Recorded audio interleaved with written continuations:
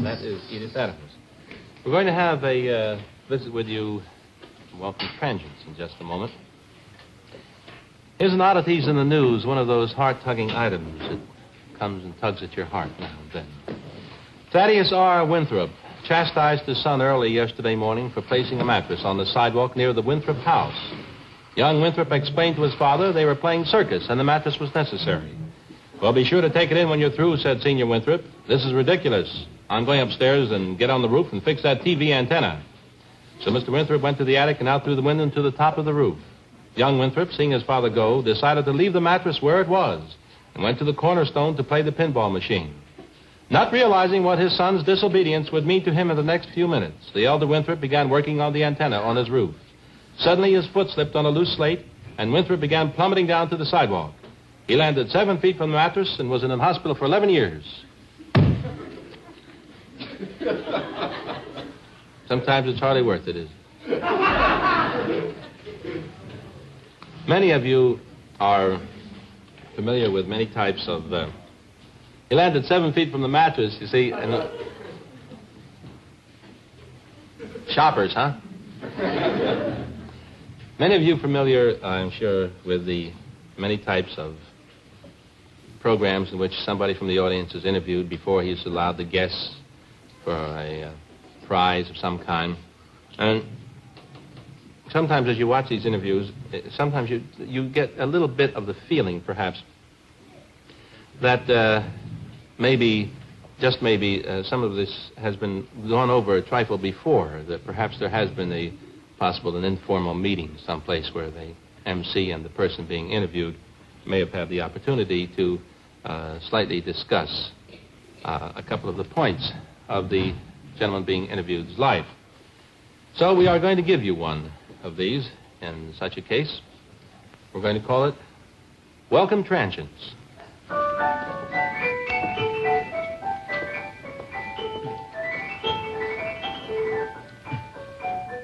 Morning. We knew that the listeners of Welcome Transients would be interested in the fascinating and exciting story that Mr. Albert Gridley has to tell. Mr. Albert Gridley. How do you do, sir? Mr. Gridley. Mr. Gridley's story is one he will never forget. Yes, it is etched into my mind forever. It is as if it happened yesterday. Tell us your story, Mr. Gridley. Well, I was one of 5 children? Yes, one of 5. Children who went out... Out west? West. West. With your father and mother? With my father and mother. We were out in the middle of the desert. I'll never forget what happened that day. I was on the... The 5th day? It was on the 5th day after we left. And wasn't the sun beating down? Yes, the sun was beating down and it was hot. And did your 1918 Ford have motor trouble? Yes, our 1918 Ford had motor trouble. It was... Terrible. Terrible. I'll never forget what Dad said. Dad said... Did Dad tell you to go to the nearest town to get a new fan belt? Yes, he told me to go to the nearest town to get a new fan belt. My 4 sisters... They were, of course, Alice, Mabel, Myrtle, and Bessie. Yes, Alice, Mabel, Myrtle, and Bossy. Bessie. Yes, Bessie. What did your sisters do? Did they stay behind in the car while you went in for the fan belt? They stayed behind in the car while I went in for the fan belt. And what happened while you were in town getting the fan belt? What happened to Myrtle? Myrtle? Your sister. Oh, yes, my sister. Myrtle, my sister. I'll never forget it. A wolf. Did a rattlesnake bite your sister Myrtle? Yes, a rattlesnake bit my sister Myrtle on the arm. Leg. That's right. I'll never forget it. It was terrible. And then your father killed the snake, and when you came back from town with a fan belt, you fixed the car and you drove off to settle in California, and everything went well after that. Yes, like you said. Well, thank you for coming on Welcome Transients, Mr. Gridley. You had a wonderful and exciting story to tell, one that lived with you every moment. Yes, I'll never forget it. It is etched in my memory.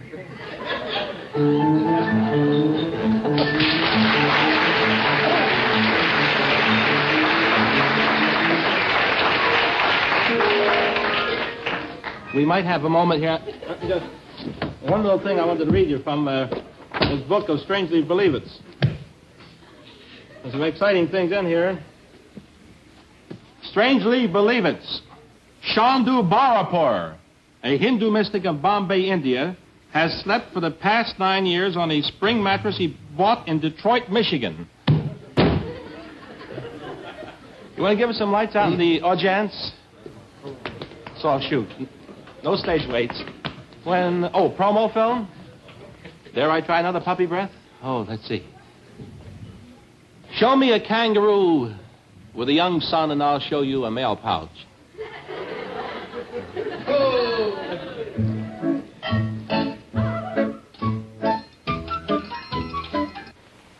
Oh, hi. I'm Milton Berle. Yes, sir, and I'm as excited as a kid on Christmas Eve. Because tomorrow I'm going to give you your Christmas present. I have it right here.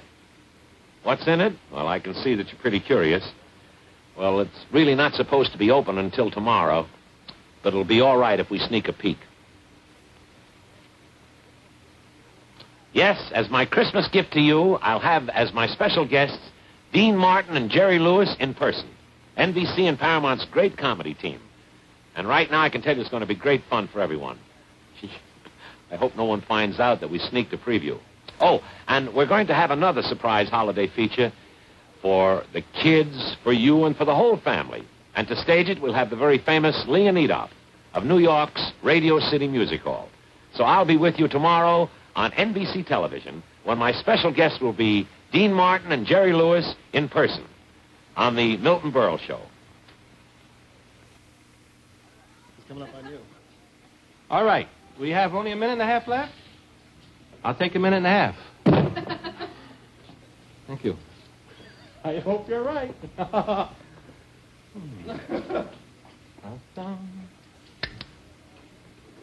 I think we have 4.5 minutes. I think they're wrong up in the control booth. I think they're going to find out. Hey, Pat, you watching? I always call him Pat on the air. Outside, it's Mr. Weaver. Now he gives me 3 minutes. When I'm on the talkback, he won't believe me. It draws slow.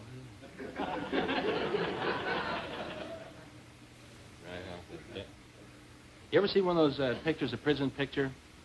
In the prison picture, they're always the same, you know? There are 3 men lined up in cells next to each other.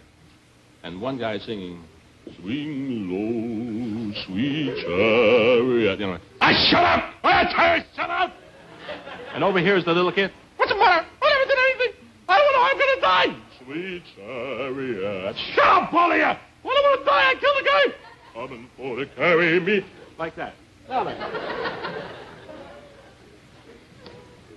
Now he gives me 1 minute. What happened to the other 2 you just had? What do you got, a Mickey Mouse watch? Speed up! I got it. Speed up. You're all insane. There's no doubt. You're all insane. I just know you're insane. We'll make a little pinball machine here. I should have to explain these things. Put a little plunge on it.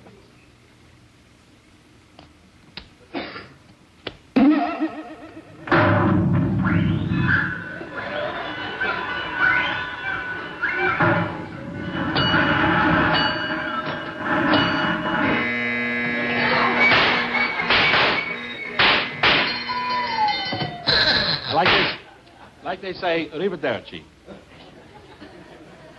I've had it. Bye, all. Yes? Matt? Yes? I'm going to get an early start. The traffic's bad. Come on, my dear. Yes? Now we got a half a minute. You're out of your mind. I just got this. This means hurry up. This is hurry up. If you ever see it on this show, ignore it. This means you have 10 seconds. This means we've decided to do the whole show over for the West Coast. This is the clenched fist that means close.